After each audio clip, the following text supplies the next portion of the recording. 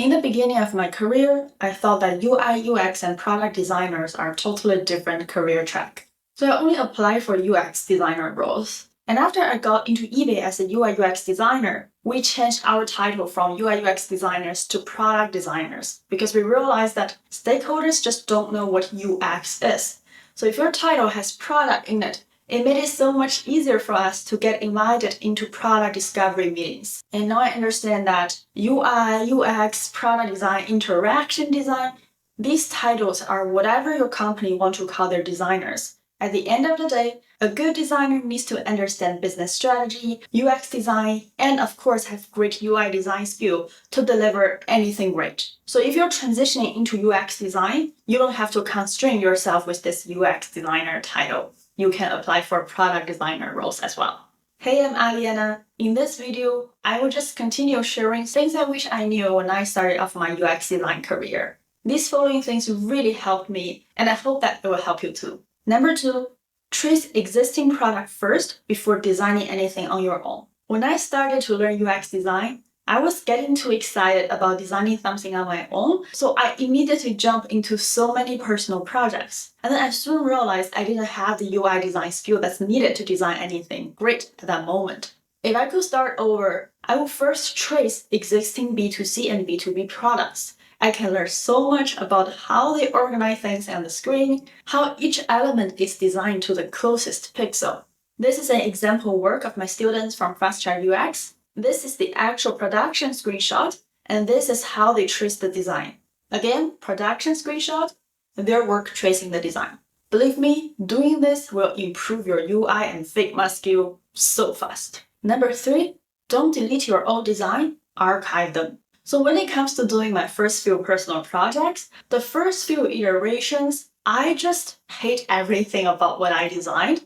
I just keep deleting my design until I felt like this version is kind of perfect. But what ended up happening is that I will be sitting in front of my desk for hours and hours, but still couldn't come to a design that I really like.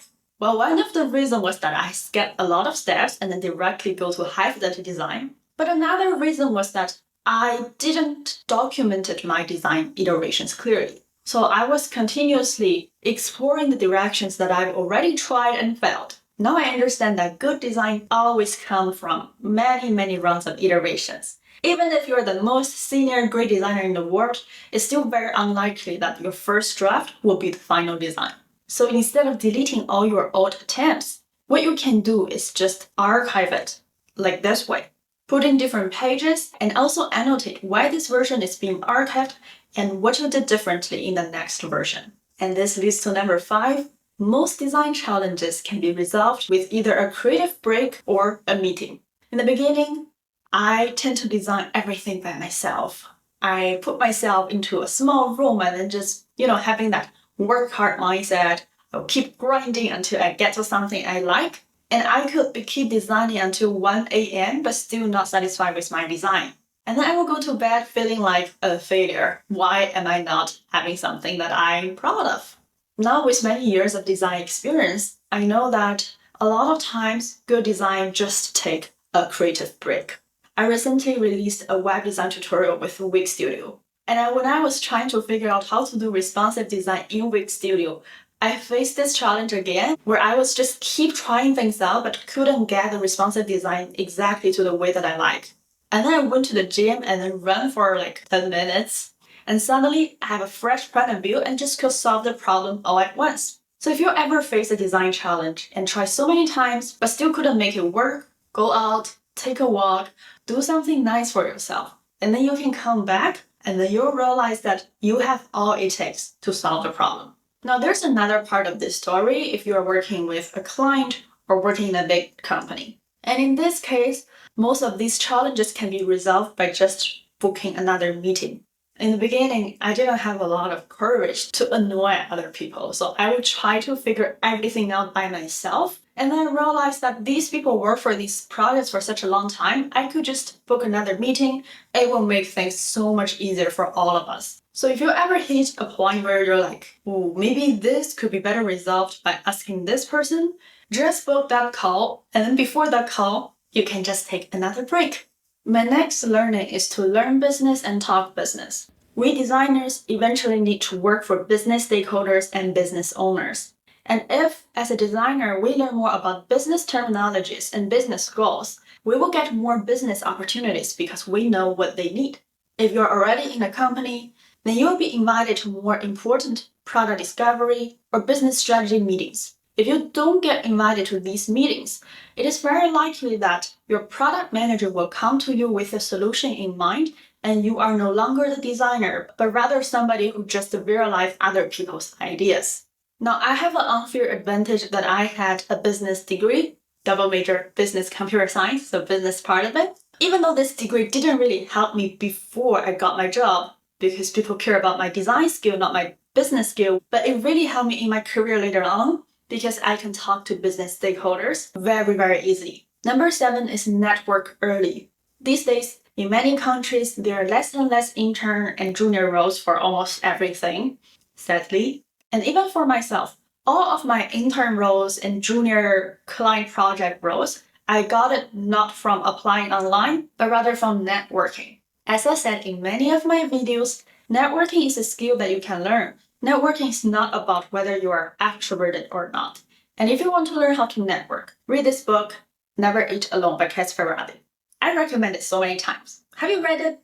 I also have some more tips I can share when it comes to networking, especially in how to send cold email outreach and how to manage your Gmails. If you want to learn more about these, please leave a comment, and if we get more than 100 comments, I will consider making any of these videos. And number 8, you don't have to learn everything about design to start working. Many of my subscribers have taken a lot of design courses, but they still try to perfect themselves first before they find a client project. If you belong to this group of people, I highly recommend you to first start networking because things you can learn from certificates and courses are very different from things you can learn from doing actual client work. I personally believe that we shall perfect our knowledge to a certain extent first, for sure, but there's no need to learn everything in the field. There's no need to learn Webflow framework if all you want to be is a designer, not a front-end engineer. Now, this doesn't mean that you shouldn't learn more things. I learned framework, I learned Webflow. But in the beginning phase, if you've already finished a course, a bootcamp, or a certificate, you shall first try to do more networking and find a client before you learn more skills. Because learning how to network and get a client, that is sales skills. It is so important in your career. And the return on investment is so much higher if you first learn how to sell yourself. That didn't sound right. Sell your service. Yes. And number 9, your dream job doesn't equal to your dream life. This is such a hard lesson to me.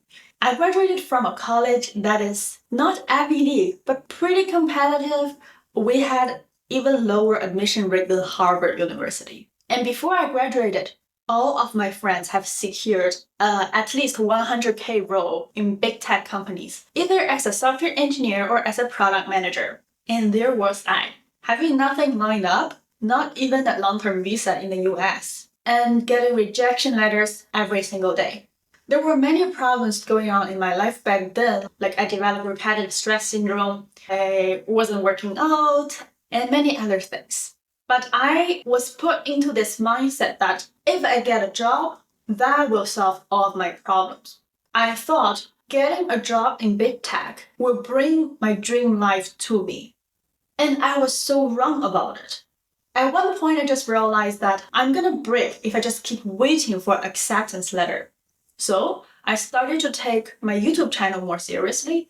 I started to travel again. I started to take a more client project, and I didn't care whether it's from a big company or not. I was working for a startup where there's only one person in the startup. And then I started to live my dream life. I would go to these cafes, I would go to these libraries, and I would travel while working. And then all the good opportunities came to me. And then I realized that I'm the only person who can decide on my life. And if I put my life on a job acceptance letter from a company who doesn't even know me, my life would for sure become miserable. So if you're looking for a job right now, I feel you, it must be hard. But remember that work on yourself first, give yourself the life you want to be, and then the job will come to you, not the other way around. Number 10 is to celebrate the success of others. When I was literally so desperate for a job, I genuinely didn't feel like I could really be happy for others' success. Especially if I go on LinkedIn. Every post is like, I am thrilled to announce that I got a product designer role at this great company. And then I looked at it, I was just like, why am I not getting it? I think this is also very common for anyone who grew up with a competitive childhood environment. I grew up from Beijing Haidian. Educational-wise, it is one of the most competitive environment in the world.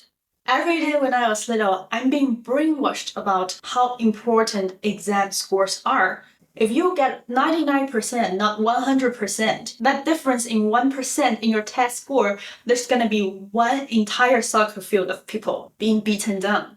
Every day before 15 years old, I'm living this life where I'm like, I have to fight for every single score to compete in this competition. Because if this person gets one score higher than me, then I will be a failure. So I thought that we're living in an environment where if you get something, I won't get it. What a tragedy! That is a demonstration of living in a scarcity mindset. And if you also came from that kind of childhood, there's gonna be some point in our life that we transition from a scarcity mindset to an abundance mindset. And that is having faith that what belongs with you will never be taken away from other people. And what belongs to other people belong to them. If the world is so big and abundant, and it is enough for all of us to thrive together. So I challenge you, if today you see some celebration posts on LinkedIn, genuinely try to celebrate other people's success with them. And then just see how that positive energy will flow back to you. It is so amazing. And that leads to number 11. Sometimes you don't get what you want immediately because you are made for better things. Right now, the thing that I'm most grateful for in my life is that I was unemployed for 9 months right after graduation. It was the lowest point in my life because I never had a taste of failure this hard ever. I was always the good student. I got the highest GPA in my high school, and then I got accepted to one of the hardest universities to get in. I always worked super hard because I just couldn't stand failure. But then this unemployment time hit me, and then made me realize that there's actually a limit to hard work. If I work a little bit harder, my arm were going to break. So I started my YouTube channel, I started personal branding, I tried to learn sales skills, I learned so many certificates from Coursera, and then I had the audacity to start building a company. I actually didn't register my company when I was unemployed, but in my mind, I was like, no, now I'm working for Aliena Cai LLC. Right now, I'm actually working for Aliena Cai LLC. This company is registered, this company is paying taxes, this company is paying me. If I got the Google UX designer role at that time, none of these good things would ever came to me. I wouldn't be able to run my business right now and travel around the world, and also take my grandmother to travel around the world and start a family, because I wouldn't have this time that pushed me. So now looking backward, I'm actually so grateful that no company accepted me in the beginning. And I realized that this time prepared me to get something that is way better than what I can expected. And number 12, understand your strengths. So my coach, which is also the business coach for Red Bull, she asked me to do this Clifton Strengths test from Gallup. If you can ask your company to do this test, that will be great. But even if you couldn't do this test, you can ask your friends what is something that came really easy to you, but not really for other people. And for me, I understand that it is business sense. I also understand that it is influence. I'm really good at talking to others and make people feel like the rush of energy and inspiration or funniness. And I maximize that to my advantage. And you need to do it too. Because right now we're living in a time that most job openings are open for everyone that have internet access. And that's a lot of people. Back in the time, we just need to compete with a few other candidates to get a role. But right now we're in this international competition. And there are so many other people who are willing to do the same work but get less pay. So how can we stand out? By being us. And by letting people specifically want to work with us. And next point, I've already said this, but I want to emphasize it because it's so important. If your body hurts, rest immediately. A lot of times we don't deal with our stress, we just keep stressing and keep working until we get a problem solved. But our body will remember the stress, and this will hold us down forever. By the way, guys, ergonomic mouse really helped. This is the left-hand ergonomic mouse This is the right hand ergonomic mouse. So I know this looks crazy, but I actually use two of my hands just because to diversify the stress a little bit. I also got this Figma keyboard. This is not cheap, but if you want to try it, the link is in the description. The reason I get this keyboard is, well, first, it has all the Figma shortcut. Another reason I got this keyboard is because I want this to be separated from my monitor screen. So if I'm using my laptop, my hand and my eye are always like so close together. And that is so bad for my neck and my back. So now I'm trying to make everything ergonomic. This is here, and then my screen is up there, so I don't go like this. Seriously, this career is for life. We really need to invest in our health now. I want to end this video with something that is very exclusive. I got the opportunity to go to a creator event, and then I met Zach King in person. Zach King has the highest viewed TikTok. This event is pretty expensive, but I got in because I volunteered as a photographer. I want to share something that he said that really resonated with me. So this is actually what he just wrote down in his notebook, and he shared with us thoughts about the gap. I wish somebody told me this earlier, when I first started, before I jumped into the mud, that there is a gap. You spend so many years making stuff that's just not good. You see the vision in your head, but then it just never turns out to be what you set out to make. It might have some potential, but it's not good. But your taste is developing. In fact, that might get good, but your work does not match. A lot of people quit right there because they know their work needs that special things, but they can't seem to find it. It needs that thing that makes it stick out from the crowd. What I wanted to be told is that we all go through this. That process and frustration is normal. All we can do is put ourselves in front of our craft and do the work. Get on a schedule and publish your work. And wherever possible, keep it fun. And then he said to us in person, when life keeps hitting you with failure, keep making stuff. If you want to learn more about how I do networking and breaking down some cold outreach email that I got to show you how to do better outreach email and also Gmail management, let me know in the comment. If we hit 100 comments, I'm gonna make that video. I'm Aliana. If you want to learn design systematically from me, check out Fast Track UX. This is for people who want to become a product designer in tech. And I also have a free email list, and this is called Trillions Cafe. I not only share things about design, I also share some learning about business, life, wisdom, mindset, if you don't mind listening to me. And lately, I've been ending my video with a fun clip in my life. So for today's clip, this is how my company got diluted 80% right away on a walk with my grandma in Ottawa.